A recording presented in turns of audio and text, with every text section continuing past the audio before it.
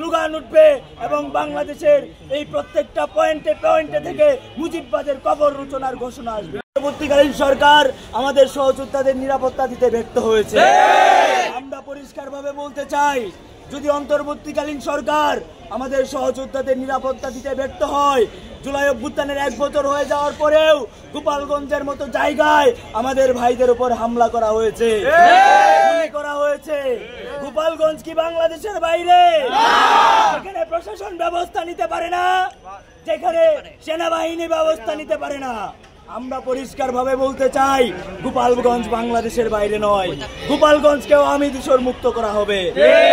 আমরা গোটা বাংলাদেশের ছাত্র জনতাকে আহ্বান জানাতে চাই, তারা যেন সচেতন থাকে এবং সতর্ক থাকে।